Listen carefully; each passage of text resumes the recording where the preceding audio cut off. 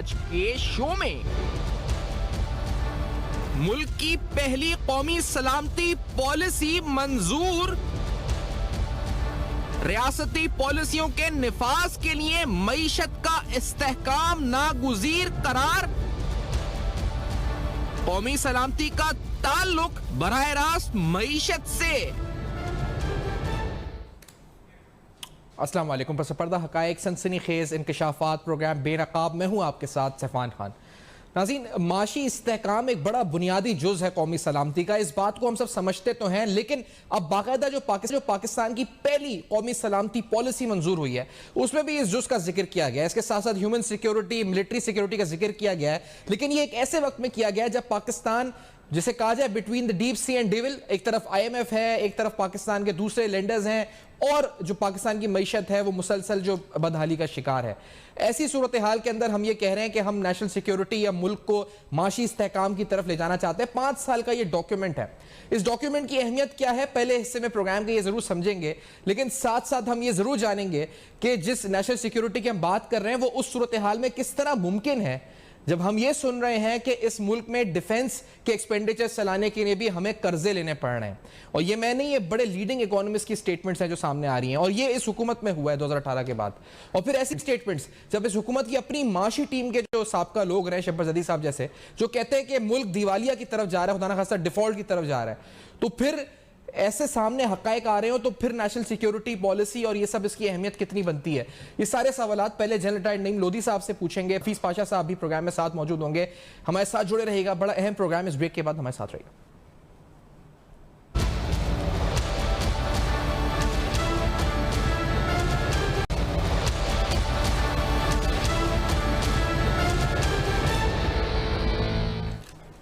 Welcome back. आप देख रहे हैं बेनकाब, और आज बेनकाब में तफसीलन कुछ अहम सवालात। नेशनल सिक्योरिटी पॉलिसी अप्रूव हुई है। नेशनल सिक्योरिटी पॉलिसी में जो बात वाजे है और जिसके बारे में पहले से भी लोग आ गए हैं, पहले भी कहा जाता रहा है, अब पॉलिसी बाकायदा आ चुकी है कि माशी इस्तेहकाम बड़ा नागुज़ीर है इस मुल्क के लिए।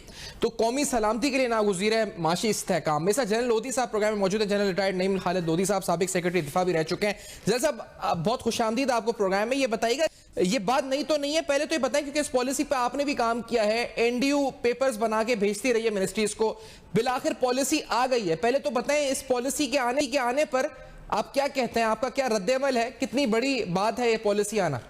जनरल साहब जी, पहली बात तो ये कि मेरा ख्याल है कि मैं मुबारकबाद पेश करूंगा अपने नेशनल सिक्योरिटी एडवाइजर को और यूसुफ साहब को, क्योंकि ये वाकई बहुत अहम है इस लिहाज से कि ये एक फ्रेमवर्क मुहैया करती है तमाम जो डाउनस्ट्रीम पॉलिसीज हैं, यानी कि आपकी इकोनॉमिक पॉलिसी, आपकी डिफेंस पॉलिसी, आपकी फॉरेन पॉलिसी, ये जब तक यकजा एक डायरेक्शन में ना चले।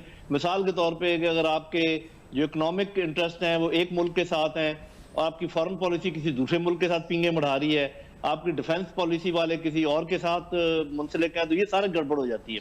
तो ये पॉलिसी बहुत जरूरी है। और उसके अलावा इसमें जो और चीजें हैं जैसे पॉपुलेशन कंट्रोल है, वाटर स्केर्सिटी के प्रॉब्लम्स हैं, फूड सिक्योरिटी है, ये सारी चीजें इसमें शामिल हैं। ये जब सामने आएंगी आपको पता चलेगा। बहुत ही हमागीर पॉलिसी है, सारी जहतों को कवर करती है और एक मेगा डायरेक्शन जो है वो मुल्क को फराहम करती है। तो इस लिहाज से मेरा ख्याल बहुत अहम है। तो ऐसे मेगा डायरेक्शन तो फराहम करती है, लेकिन जो है तो ये लॉन्ग टर्म पॉलिसी लोधी साहब, लेकिन फौरी तौर पर जो हमें चैलेंजेस इनका सामना है वो माशी है। हमारे सामने आपको भी नजर आ रहा है, एक रिव्यू IMF का फंसा हुआ है, हमें शराइत माननी है, हम आलमी सतह के ऊपर भी पॉलिटिक्स जो चल रही है उसका भी शिकार हो चुके हैं, उसका भी माशी इस्तेहकाम से बड़ा ताल्लुक जुड़ चुका है।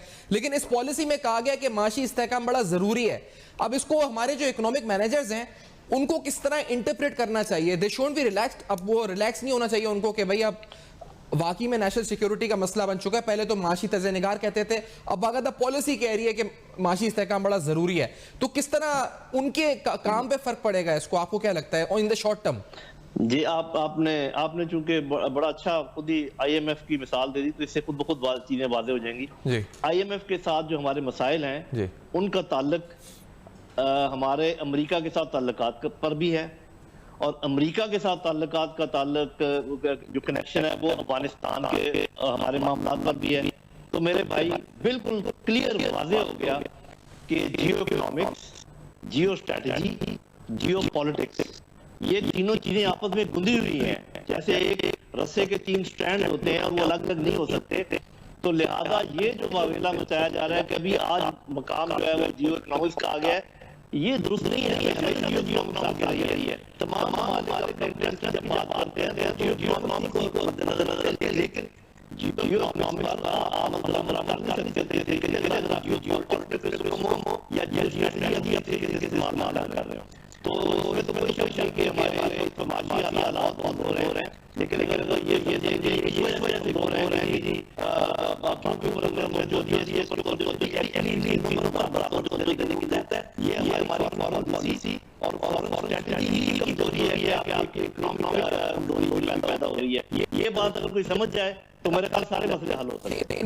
मुझे बताइए जनता कि अब ये बात समझेंगे किस तरह से, क्योंकि हम इससे पहले जैसे एक लफ्ज इस्तेमाल होता है इकोनॉमिक हिटमैन, कि ये तमाम इदारे जिनसे हम कर्जे लेते हैं यहाँ पर अपने लोग इंस्टॉल कर देते हैं और फिर ये लोग हमारी पॉलिसी मेकिंग के अंदर किरदार अदा करते हैं, ऐसे फैसले करवाते हैं हमारे मुल्क से और हमारी हुकूमत से कि हम और कर्जों के जाल में जकड़ते चले जाते हैं।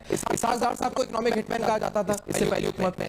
मौजूदा हुकूमत के दौर के अंदर ही मुख्तलिफ शख्सियात हैं जिनको कहा जा रहा है कि ये हिटमैन है, ये उन्हीं इदारों से आए हैं जैसे गवर्नेंस स्टेट बैंक IMF से आए हैं, मुख्तलिफ लोग हैं जिनको कहा जा रहा है मुबैना तौर पर।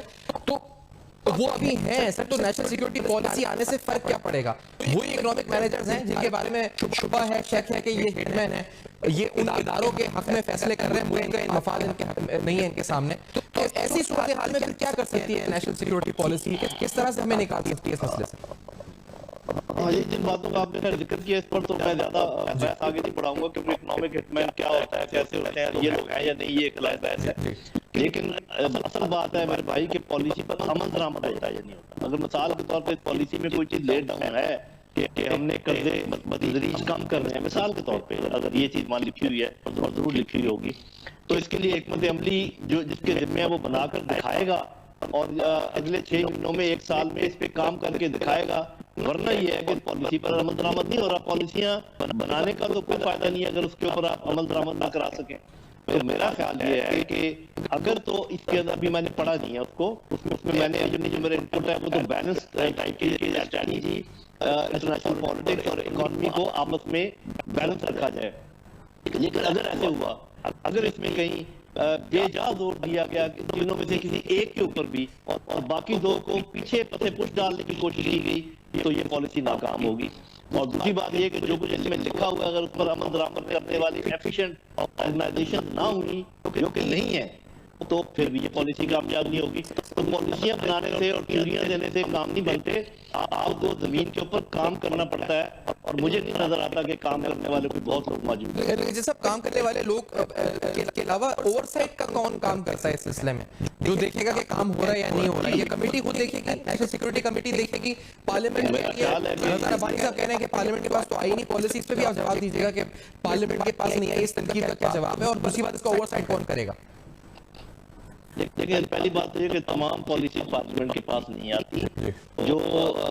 जो भी बरसरेदार जमात होती है उसका एक मैनिफेस्टो होता है, उस मैनिफेस्टो के पर वो वोट लेकर आए होते हैं, उसके मुताबिक वो पॉलिसीज बनाते हैं और वो पॉलिसीज ये खुद ही जो गवर्नमेंट है अप्रूव करती है। किसी जमाने में पार्लियामेंट के पास ये पावर थी, लेकिन एक टाइम आया कि जिसमें ये कैबिनेट के पास ये पावर आ गई, जो कि गलत है। ठीक है, पार्लियामेंट में इस पर बहस जरूर होनी चाहिए, बेशक बाद में कर उसी तरीके से लें, कुछ चीज़ों को एडजस्ट कर लें, वो तो मैं मानता हूं कि पार्लियामेंट में एक कलेक्टिव विजडम जो है वो आता है। लेकिन हमारी पार्लियामेंट का अगर आप हाल देखें, आप मुझे कोई एक बात बता दें जिसके ऊपर के पार्लियामेंट यकजा हुई हो, सिवाय उन चीज़ों के जिसका कि हम जिक्र नहीं करना चाहेंगे। तो ये सिर्फ मुखालफत बराए मुखालफत, चाहे कोई चीज़ हो, तो वहां पर तो एक मछली बाजार है, वहां पर तो कोई किसी किस्म का फैसला हो ही नहीं सकता। अगर कोई फैसला हुआ है तो आप मुझे बताइए कि देखें पार्लियामेंट ने कितने अच्छे अच्छे फैसले किए हैं। मैं पिछले 2-3 साल की बात कर रहा हूँ। इस वक्त जो माहौल है, पॉलिटिकल माहौल, वो मेरे ख्याल कोई भी चीज पार्लियामेंट में ले जाने के काबिल नहीं है। सही। और दूसरी बात ओवरसाइट का आपसे मैं पूछ रहा था कि कौन करेगा? जी, ओवरसाइट तो साहब ये वज़ीर आज़म का अपना हक बनता है, क्योंकि एपेक्स पॉलिसी है और इनके लिए जो सेक्रेटेरिएट का जो काम है वो नेशनल सिक्योरिटी डिवीजन करेगा, NSD, जहाँ पर के मोहित यूसुफ साहब हैं। तो ये उनकी जिम्मेदारी होनी चाहिए कि वो देखें कि पॉलिसी गाइडलाइन जो दी गई हैं कौन कौन उस पर अमल कर रहा है और कौन कौन उन पर अमल नहीं कर रहा है। उनको चाहिए कि बाकायदगी से माहाना या हर 15 रोज के बाद एक डिटेल रिपोर्ट दें वज़ीर आज़म को कि इस पे अमल हो रहा है या नहीं हो रहा है। तो जैसे मैं एक तासुर है कि मतलब जो अमूमी तौर पे यहाँ पे हम देख रहे हैं कि एक हुकूमत है वो कह रही है कि माशी हालात ठीक है, एक अपोजिशन है जो कह रही है कि माशी हालात ठीक नहीं है। जो ठीक है ये होता है हुकूमत में, लेकिन यहाँ पर आम आदमी भी है जो सफ़र हो रहा है, महंगाई है बढ़ रही है, हुकूमत भी तस्लीम कर रही है। हाँ, अवामिल के ऊपर बहस है कि वो कहता है आलमी सतह की वजह से है, कोई कहता है हुक्मरानी की वजह से, नाकिस हुक्मरानी की वजह से। लेकिन ये तासुर जो मैं पूछना आपसे चाह रहा हूँ कि इस पॉलिसी के जब स्टेटमेंट आई है तो बहुत से लोग समझ रहे हैं कि ये स्टेटमेंट दरअसल जो आला हलके हैं उनकी तरफ से भी पाकिस्तानी मईशत और हुकूमती कारकर्दगी पर इस वक्त तशवीश का इजहार किया गया है। तो क्या इस स्टेटमेंट को कि माशी इस्तेहकाम नागुज़ीर है इस तरह से हम ट्रांसलेट कर सकते हैं या ये सही नहीं होगा इसका दुरुस्त इंटरप्रिटेशन? देखिए, पहली बात तो यह कि वे तो हम जो कि मईशतदान नहीं भी हैं जी, उन्हें भी मालूम है कि जो माशी सूरत हाल है वो गंभीर है और अच्छी नहीं है जी। ये अलग बात है कि आपने सही कहा कि दोनों तरफ से हमें अलग अलग इनपुट मिलता है और मेरा ख्याल में मुल्क में कोई ऐसा इदारा होना चाहिए जिसके पास जाके हम पूछ सकें कि भाई ये 3 बंदे ये बातें कह रहे हैं, आप काइंडली बताइए कि सच क्या है। इसका कोई ना कोई इंतजाम होना चाहिए। लेकिन जो आप बात कर रहे हैं कि ये हुकूमत में एक अंडरस्टैंडिंग है या अवेयरनेस है, तो है मेरा ख्याल है। उनको पता है कि जो कुछ पाकिस्तान की मईशत के साथ हो रहा है वो सिर्फ ये है कि वो जो उसके अच्छे पहलू हैं उनको उजागर करते हैं और जो सर मैं हुकूमत नहीं मैं कह रहा हूं कि जो हल्के जिन्हें कहा जाता है कि जो मैटर करते हैं पाकिस्तान में रियासत आप कह रहे हैं तो वो भी इस वक्त आ गए बहुत ज्यादा अदराक है जी। अच्छा, उनको बहुत ज्यादा अदराक है हर चीज का, क्योंकि उनको मालूम है कि मईशत के बगैर कोई भी चीज आगे नहीं बढ़ सकती। आप अपना दिफा भी करने में कमजोरी में आ सकते हैं अगर मईशत ठीक ना हो। तो मेरा ख्याल उनको तो उतनी ही परेशानी है जितनी आपको और मुझे। लास्टली मैं आपसे सवाल पूछूंगा जल साहब, क्योंकि एक मुल्क है जो कर्जों में जकड़ा हुआ है जिसकी सिर्फ इस साल 26 अरब डॉलर की एक्सटर्नल फाइनेंसिंग रिक्वायरमेंट है, यानी 26 अरब डॉलर उसको अरेंज करने, 12 अरब डॉलर अरेंज हो चुके हैं नवंबर तक और अभी 14 करने हैं, 14 अरब डॉलर। और वो मुल्क अपनी नेशनल सिक्योरिटी पॉलिसी इस पर जारी कर रहा है, तो यकीनी तौर पर माशी इस्तेहकाम की बात कर रहा है, लेकिन अमली तौर पर ये पॉसिबल फिलहाल तो नजर नहीं आता। आपको लगता है ये कब तक, आप कितना इसका विजन क्या होना चाहिए, कितने साल का होना चाहिए कि हम इतने साल बाद हम समझेंगे कि माशी इस्तेहकाम, माशी खुद मुख्तारी, नेशनल सिक्योरिटी, कौमी सलामती, फिलहाल तो हम इस वक्त मकरूज हैं पूरी दुनिया के, मतलब इदारों के। आप ठीक कह रहे हैं। पॉलिसीज नॉर्मली लॉन्ग टर्म होती हैं। इस पॉलिसी का इमीडिएट इम्पैक्ट कोई नहीं होने वाला। इसके ऊपर तो देखें नीचे वाली पॉलिसीज बनेंगी, फिर स्ट्रैटेजीज बनेंगी, फिर ऑपरेशंस होंगे, फिर जाके बात बनेगी। बाकी जहां तक ये कह रहे हैं कि आपके मेरे ख्याल में कब तक ये मामला ठीक होने वाले हैं, तो देखें मैं पहले तो ये एडमिट कर लूं कि मैं मईशतदान नहीं हूं, लेकिन ओवरऑल इतना मुझे पता है कि अगर आप लाहौर की तरफ जा रहे हो तो हर मील के बाद अगर लाहौर का फासला कम हो रहा हो तो मैं कहूं कि हम सही सिमत में जा रहे हैं। Exactly. मुझे कोई ऐसी शक्ल नजर नहीं आ रही। बहुत शुक्रिया जन साहब, आपने प्रोग्राम में ज्वाइन किया। जनरल नईम खालिद लोधी साहब की गुफ्तगू आपने सुनी है। कौमी सलामती के हवाले से जो अहम तरीन जुज़ है जिसको जोड़ा गया है माशी इस्तेहकाम से, माशी इस्तेहकाम क्या पाकिस्तान हासिल कर सकेगा ऐसे हालात में जब पाकिस्तान खुद बैरूनी कर्जों में जकड़ा हुआ है, आलमी मल्टीलैटरल ऑर्गेनाइजेशंस और पाकिस्तान के ट्रेडिंग पार्टनर्स उनकी कंडीशंस हैं, IMF हमारे सामने मौजूद है, IMF की कंडीशनैलिटीज़ हमारे सामने मौजूद हैं। मिनी बजट आज भी कहा गया कि जो आज तो असेंबली में नहीं, आज काबीना में नहीं, कल होगा, पेश होगा काबीना के अंदर। तो ऐसी सूरत हाल के अंदर क्या हम ये सब कुछ हासिल कर सकेंगे, नहीं कर सकेंगे, ये सारे अहम सवालात उठाए। इसके बाद आएंगे इस ब्रेक के बाद तो आपके सामने ये बताएंगे आपको कि क्या वाकई में पाकिस्तान की कौमी सलामती को माशी इस्तेहकाम के हवाले से कोई खतरा है या नहीं है, और अगर है तो उसके हकायक असल में क्या हैं, ये जानेंगे डॉक्टर हफीज पाशा साहब से। इस ब्रेक के बाद हमारे साथ रहेगा।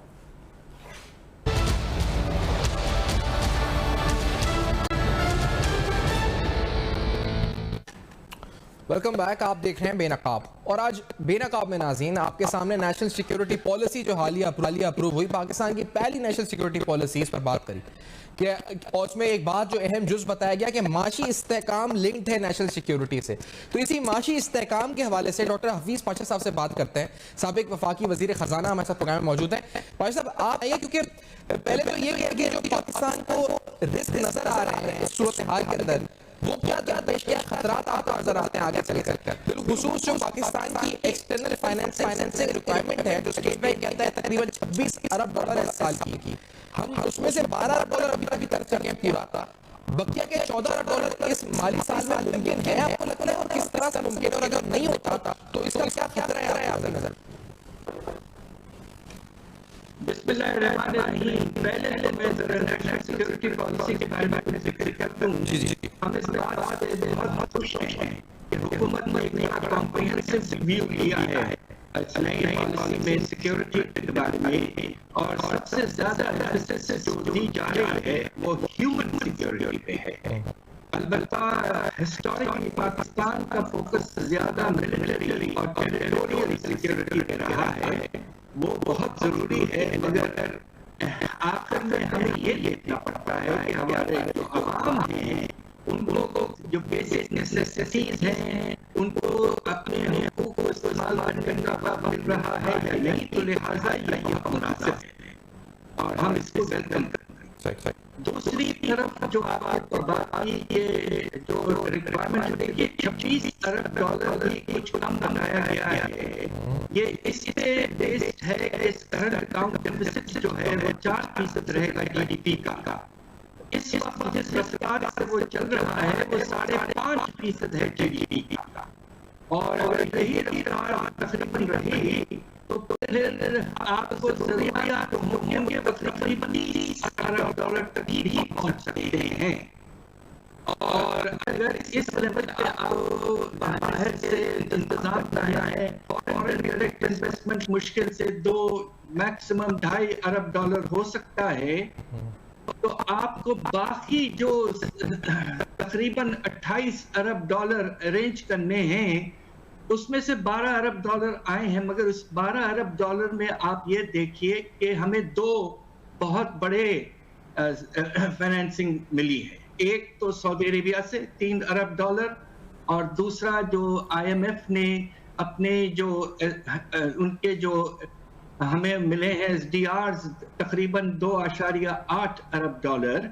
तो ये गैर मामूली सी चीजें थी। नॉर्मल फाइनेंसिंग जो हुई है वो कम हुई, काफी कम हुई, और खास तौर पे जो फाइनेंसिंग कम हुई है वो कमर्शियल बैंकों से और मल्टीलैटरल इंस्टीट्यूशन से कम हुई है। अब सवाल ये पैदा होता है कि 16 से 18 कम से कम अरब डॉलर हम कहाँ से अरेंज कर पाएंगे अगले 6 महीने में? ये एक बहुत बड़ा सवाल है। अभी तक तारीख में जो सबसे ज्यादा हम कर पाए हैं वो 17-18 में था, और उस साल के एंड में आपका जो रिजर्व का लेवल था वो बहुत गिर गया था, आपको याद होगा 7 अरब डॉलर। खतरा यकीनन मौजूद है कि आपके रिजर्व्स पर काफी प्रेशर पड़ेगा और उसके नतीजे में आपके रुपए की कदर में भी कमी और आ सकती है। अच्छा, तो डॉक्टर साहब ये मतलब हम एक जो लफ्ज़ इस्तेमाल होता है जो कुछ मैंने सुनाया था शुरू में भी, शब्बर जैदी साहब ने जो लफ्ज़ कहा था कि हम दिवालिया डिफ़ॉल्ट, तो ये फिर हम इसे कह सकते हैं कि खुदा ना खास्ता ये जो अगर हम 14 अरब डॉलर नहीं कर सकते या 16-18 अरब डॉलर जो भी बन रहे हैं, तो ये हम एक डिफ़ॉल्ट की पोजीशन में आ जाएंगे जब अपनी डेट ऑब्लिगेशंस को हम पूरा नहीं कर सकेंगे, या अपने रिजर्व से पूरा हो जाएगा। ये क्या हम इसको डिफ़ॉल्ट वाली सिचुएशन कह सकते हैं क्या पाशा साहब? मेरा नहीं ख्याल है कि हमें इस वक्त उस हद तक जाना चाहिए। देखिए, अल्लाह के फजल से आपके पास 18 अरब डॉलर से ज्यादा इस वक्त रिजर्व्स मौजूद हैं जी। और अगर हम पूरा नहीं कर पाते हैं बाकी जो हमें 16 से 18 अरब डॉलर की जरूरत है, तो कुछ कमी जरूर आएगी। बात यह है कि 2022-23 में क्या होगा। देखिए, उस वक्त अगर ये तिजारत का खसारा नुमाया तौर पर कम नहीं होता है तो कर्जों की वापसी तो मुसलसल बढ़ रही है, अगले साल 3-4 अरब डॉलर और बढ़ जाएगी। तो हम इस वक्त एक अनसस्टेनेबल पोजीशन में यकीनन हैं, मगर ये कहना कि हम दिवालिया हो चुके हैं ये नामुनासिब है। अभी भी पाकिस्तान की पोजीशन आप देखिए, हमारे रीजन में एक और मुल्क है जो कि श्रीलंका है, 200 से क्रॉस हो गए। श्रीलंका को जो जी एक्सटर्नल फाइनेंसिंग रिक्वायरमेंट जो है उनकी 8 अरब डॉलर है और उनके रिजर्व्स 1.7 अरब डॉलर है और उनकी क्रेडिट रेटिंग C पे जा चुकी है, हमारे अल्लाह के फजल से B+ है। तो अभी हम डिफॉल्ट की पोजीशन में नहीं है, मगर पूरी कोशिश होनी चाहिए कि कम से कम तिजारती खसारा को कंट्रोल में आहिस्ता आहिस्ता हम ले आए। फिर एक और जो एक और लफ्ज इस्तेमाल जो हो रहा है वो लफ्ज इस्तेमाल हो रहा है स्टैगफ्लेशन। आपने भी अपने कॉलम के आखिरी पैरा में इस्तेमाल किया कि स्टैगफ्लेशन। पहले तो जरा समझाएं ना ये स्टैगफ्लेशन क्या है, एक आम आदमी को क्या किस तरह हम बताएं कि आइंदा चंद माह बाद स्टैगफ्लेशन की सूरत हाल खुदा ना खास्ता हो सकती है। ये क्या होती है स्टैगफ्लेशन की सूरत हाल, आम आदमी पर किस तरह असरअंदाज होती है, क्या होगा ये? जी मुझे ये कहते हुए अफसोस होता है, मगर देखिए कि पिछले साल जब खत्म हो रहा था तो एक खुशहाली का इशारा मिल रहा था। अल्लाह के फजल से हम तकरीबन 4% ग्रोथ रेट पे चले गए थे और ख्याल ये था कि इस साल के आगाज में कि इंशाल्लाह 5% तक हम कर लेंगे। अगर 5% आप ग्रोथ रेट करते हैं तो उसके नतीजे में आपके जो रोजगार है उसमें कुछ इजाफा होता है। दूसरी तरफ ख्याल ये था कि अफरात ज़र में कमी इसलिए रहेगी कि बाहर की कीमतें मार्च तक तो कम रही बहुत। तेल की कीमत आपको याद होगा $50 से भी कम थी फी बैरल, मगर अब ये हुआ है कि बाहर की कीमतों में तकरीबन 60% इजाफा हुआ है। जो अहम आइटम्स हैं हमारे, पेट्रोलियम है, एडिबल ऑयल है, आपके मुख्तलिफ खाने पीने की और चीज़ें वगैरह, और साथ साथ दो तीन चीज़ें ऐसी हुई हैं जिससे शरह नमू वाज़े तौर पर कम होता हुआ नजर आ रहा है। आगाज में अच्छी खबर यह थी कि कपास की फसल बहुत अच्छी हुई है अल्लाह की, मगर उसके बाद में आज जो पोजीशन है, दो तीन चीजें ऐसी हैं जो हमें परेशान कर रही हैं। एक तो ये कि गैस की शॉर्टेज, और आपको तो अंदाजा होगा कि सर्दियों के महीने में हमारी इंडस्ट्रियल प्रोडक्शन पीक पे होती है। जनवरी का महीना सबसे ऊपर प्रोडक्शन का महीना होता है जी। दूसरी तरफ फर्टिलाइजर की कमी, और उसके नतीजे में आप ये देख रहे हैं कि हो सकता है कि गंदम की फसल मुतासिर हो। तीसरी तरफ आपका जो शरह नमू है आपके सनती शोबे का, वो अक्टूबर में मनफी हो चुका है। तो 5% तो अब तकरीबन गैर मुमकिन हो चुका है। बस हमारी दुआ है कि 3-3.5% तक अगर हम पहुंच जाएं तो कुछ हद तक हालात संभले रहेंगे, मगर बेरोजगारी में कमी नहीं होगी। अफराते ज़र की रफ्तार डबल डिजिट रहने का खतरा बहुत मौजूद है आने वाले महीनों में। मतलब हम ये कह सकते हैं कि आने वाले महीनों के अंदर जो अभी हम फेस कर रहे हैं बेरोजगारी, ये इसी तरह रहेगी और महंगाई जो अभी है ये और ज्यादा बढ़ जाएगी। और इसी इस्तिलाह को स्टैगफ्लेशन माशी अल्फाज में कहा जाता है। इस इस्तिलाह को माशी इस्तिलाह जो इसकी स्टैगफ्लेशन होगी, यानी और बेरोजगारी और महंगाई, वही होता है, ये और ज्यादा हो जाएगा। बिल्कुल, दोनों चीजें जब एक साथ होती हैं, जब शरह नमू कम होता है, अफरात ज़र ज्यादा होता है, तो उसे स्टैगफ्लेशन कहते हैं। और ये लफ्ज बड़ा नामुनासिब लफ्ज है, मगर क्या करें, पाकिस्तान ने काफी पिछले सालों में देखा है स्टैगफ्लेशन। सही। अच्छा, फिर अब इसमें इस सूरत हाल में बादशाह साहब हमारी एक नेशनल सिक्योरिटी पॉलिसी आ रही है, वो कह रही है माशी इस्तेहकाम बड़ा ज़रूरी है, और सामने जो नज़र आ रहा है वो 6 माह या 7 माह या जो भी अगला साल है उसमें स्टैगफ्लेशन नज़र आ रही है, आप जैसे जो इंडिपेंडेंट इकोनॉमिस्ट हैं उनको, और हुकूमत को कुछ और नज़र आ रहा है, वो कह रही है कि बहुत अच्छा है सब कुछ। नेशनल सिक्योरिटी पॉलिसी इस्तेहकाम की बात कर रही है, तो ये जो कन्फ्यूजन हो गया पूरा, इसमें तो और बढ़ गए हालात। एक तो हालात खराब, ऊपर से जो कन्फ्यूजन है जिसकी वजह से गवर्नमेंट सही तर्जुमानी नहीं कर रही हालात की, और नेशनल सिक्योरिटी पॉलिसी कह रही है कि आपकी इकोनॉमिक जो डिपेंडेंस है वो सारा डिपेंड करता है इकोनॉमिक प्रॉस्पेरिटी पे। आप बता रहे हैं कि स्टैगफ्लेशन आ सकती है, तो ये कन्फ्यूजन को किस तरह डिफाइन करेंगे हम लोग? ये आपने पहले कभी देखा है ऐसा कन्फ्यूजन? देखिए, बात यह है कि आपको मैं एक चीज पे इशारा कर दूं जी, कि हमारे जो रेवेन्यूज हैं, जो हमारे टैक्स और नॉन टैक्स रेवेन्यूज जो हमारी फेडरल गवर्नमेंट को मिलते हैं, उसमें से जब हम हिस्सा प्रोविंसेस को दे देते हैं तो जो रेवेन्यू बचता है हमारी फेडरल गवर्नमेंट के पास, वो तकरीबन बहुत ही बड़ा हिस्सा कर्जों की सूद में चले जाता है अब। और एक बड़े परेशान कुन बात यह है जिसका सिक्योरिटी से ताल्लुक है कि हम अपने डिफेंस के अखराजात पूरा नहीं कर पाते अपने रेवेन्यूज से, और तकरीबन 50% हम अपना डिफेंस का खर्चा जो है वो कर्जों से कर रहे हैं। तो ये एक लिहाज से सिक्योरिटी का बहुत बड़ा इशू बन चुका है। ये मौजूदा और हुकूमत में शुरू हुआ है या पहले भी होता था? ये पाज साहब 18 से बाद हुआ है या पहले भी होता था ये कि हम करते थे? 18 के बाद हुआ है, और सबसे बुरा साल जो गुजरा है वो 18-19 का साल था, जब आपके कर्जों के सूद की वापसी ने सारे रेवेन्यूज खा लिए थे फेडरल गवर्नमेंट, और 100% डिफेंस एक्सपेंडिचर बोरोइंग से हुआ था। उसमें बेहतरी आई है, खासतौर पे पिछले साल रेवेन्यूज में इजाफा अच्छा हुआ, तो तकरीबन आधा हम कवर कर रहे हैं। तो नेशनल सिक्योरिटी पॉलिसी में एक मुनासिब बात की गई है कि रिसोर्सेस को बढ़ाना है ताकि दोनों चीजें हो पाए, टेरिटोरियल सिक्योरिटी, मिलिट्री सिक्योरिटी एक तरफ, और दूसरी तरफ ह्यूमन सिक्योरिटी।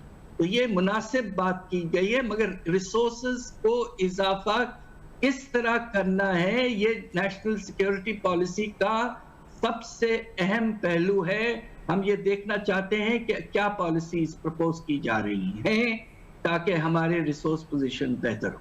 अच्छा, मतलब हमें नेशनल सिक्योरिटी पॉलिसी कह रही है कि हमें रिसोर्सेज बढ़ानी है, लेकिन उधर बोझ तो हम पर ही बढ़ाया जा रहा है ना डॉक्टर साहब। अभी एग्जेम्पशंस जो खत्म होंगी, इसका बोझ भी मिनी बजट में जो आएगा वो हम पर आएगा, यानी हम पर, आम आदमी पर आएगा। सेल्स टैक्स है, ज्यादातर जो सेल्स टैक्स के अमेंडमेंट है 5th शेड्यूल में, 6th शेड्यूल में, 8th शेड्यूल में, 9th शेड्यूल में, तो ये रिसोर्सेज बढ़ तो रही हैं, लेकिन उन्हीं अफराद को मजीद प्रेशराइज और उन पर बोझ डालकर बढ़ रही है जो बजाय नजर आ रहा है। तो ये तो नेशनल सिक्योरिटी पॉलिसी नहीं कह रही ना, ये वो तो रिसोर्सेज बढ़ाने को कह रही है, ये थोड़ी कह रही है कि उन्हीं लोगों को और निचोड़ें। डॉक्टर साहब बिल्कुल, आपने बिल्कुल ठीक फरमाया, बहुत मुनासिब बात आपने की है। देखिए, रिसोर्सेस को बढ़ाने का तरीका ये होता है कि आप प्रोग्रेसिव जैसे कहते हैं, और हमारा जो निज़ाम है, हमें आखिर इस बात को मान लेना चाहिए कि हमारा जो टैक्स का निज़ाम है उस पर शुरफा का कब्जा बहुत सख्त है। जो एग्जेम्पशंस हम अमीर तबके को दे रहे हैं, आपको हैरत होगी, 1500 अरब के करीब है, उसमें पूरी किताब मैंने लिखी है। तो सवाल ये पैदा होता है कि यस, रिसोर्सेज बढ़ाएं, मगर ह्यूमन सिक्योरिटी को सैक्रिफाइस ना करें। जो आप कह रहे हैं बिल्कुल मुनासिब कह रहे हैं, सेल्स टैक्स का एग्जेम्पशन इस वक्त हटाना नामुनासिब था मेरे सामने, सरासर नामुनासिब।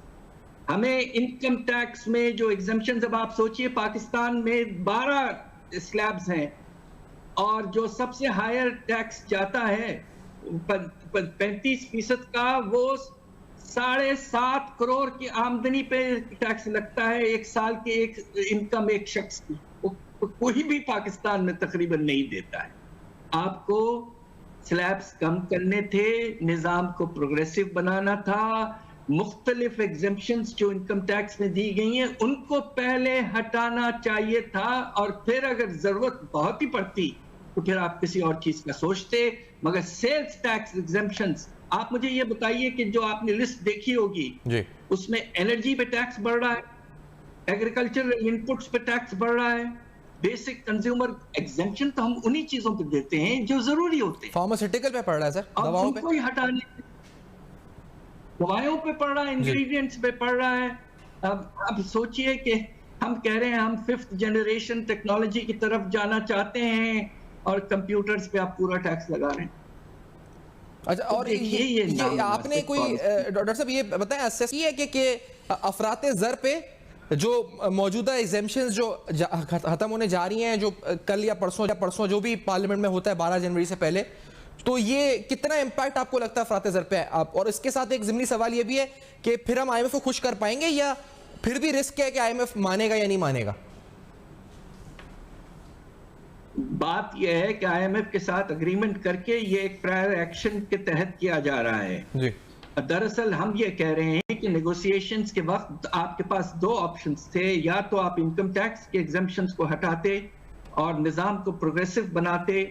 उससे ये भी फायदा होता कि जब लोगों की पोस्ट टैक्स इनकम कम होती अमीर तबके की, तो खर्चे कम करते, उससे अफराते ज़र में कमी आती। आपने इनडायरेक्ट टैक्सेस लगाकर अब अफराते ज़र में कॉस्ट पुश, यानी कि एक इजाफा कर देंगे आप। बेशुमार इनपुट्स पे आप लगाने चले हैं, एनर्जी इनपुट्स हैं, एग्रीकल्चरल इनपुट्स हैं, तो इनके नतीजे में क्या होगा? अंदाजा हमारा ये है कि जो बेसिक आपके जो इनपुट्स पे अगर आपने लगाया, अभी तक लिस्ट मैंने फाइनल देखी नहीं है, मैंने ओरिजिनल लिस्ट देखी है।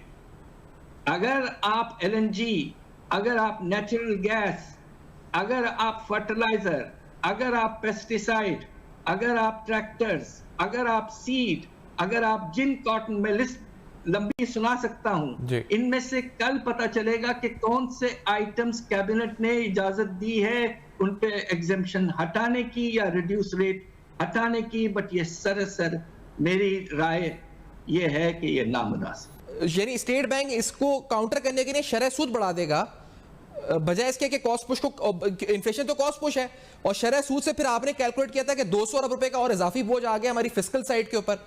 तो फिर स्टेट बैंक क्या कर रहा है, वो समझ नहीं रहा कि ये क्या चल रहा है, ये मामला कि कॉस्ट पुश फैक्टर्स हैं, ये डिमांड जनरेटेड इन्फ्लेशन नहीं है। पाज साहब देखिए, एक तरफ तो इंपोर्टेड इन्फ्लेशन, बाहर से जो कीमतों में इजाफा हुआ है उससे अफरात-ए-ज़र में इजाफा हुआ है, मगर ये कहानी इस साल की है। 18-19 और 19-20 और 20-21 में जो अफरात-ए-ज़र है वो अंदरूनी वजूहात की वजह से बढ़ा था। ये साल जो है 21-22 ये पहला साल है जिसमें बाहर के कीमतों के इजाफे की वजह से अफरात-ए-ज़र है। पिछले 3 साल में वजूहात क्या थे? एक तो सप्लाई के कंस्ट्रेंट्स थे, कमी थी। दूसरी तरफ आपने मनी सप्लाई, रुपए के इस्तेमाल बेतहाशा बढ़ाया। आप ये सोचिए कि एक साल गुजरा 18-19 में जब आपके मनी सप्लाई में 19% इजाफा। ये स्टेट बैंक ऑफ पाकिस्तान अब तो बड़ा कह रहा है कि हम ऑटोनॉमी, क्या कर रहे थे वो उसका? तो इन्फ्लेशन जो है, अफरात-ए-ज़र पिछले 3 साल ये इसकी वजह थी अंदरूनी और अब वजह है बाहर। एग्जैक्टली। और इसका कहीं भी कंट्रोल शायद मॉनेटरी पॉलिसी, ये डिस्काउंट रेट से समझ पे हमारी बालातर है। हफीज भाई साहब, आपका बहुत शुक्रिया, आपने वक्त दिया, आज प्रोग्राम में ज्वाइन किया, और अहम तरीन जो पाकिस्तान को रिस्क रात हैं, क्योंकि नेशनल सिक्योरिटी के तनाजुर में समझना बड़ा ज़रूरी था नाज़रीन कि हम ये तो कह रहे हैं कि माशी इस्तेहकाम बड़ा इंपॉर्टेंट जुज़ है कौमी सलामती का, लेकिन माशी इस्तेहकाम हुकूमती बयानात में तो नज़र आता है, लेकिन दरअसल अगर आप देखें तो नज़र नहीं आ रहा। ना मुझे नज़र आता है, ना किसी भी स्टूडेंट जो हो इकोनॉमिक्स का, मैं तो बहुत इस वक्त बहुत ही कमतर, लेकिन डॉक्टर हफीज़ पाशा साहब जैसे सीनियर इकोनॉमिस्ट को भी नज़र नहीं आ रहा। तो ये जो सूरत हाल है, इस सूरत हाल के अंदर हम किस तरह से फिर माशी इस्तेहकाम और कौमी सलामती की बात कर सकते हैं? आपने सुना अभी कि कर्जों के लिए भी, यानी जो हम डिफेंस के लिए भी कर्जे लेते हैं, ये कितनी खतरनाक सूरत हाल है, और ये 2018 के बाद शुरू हुआ है।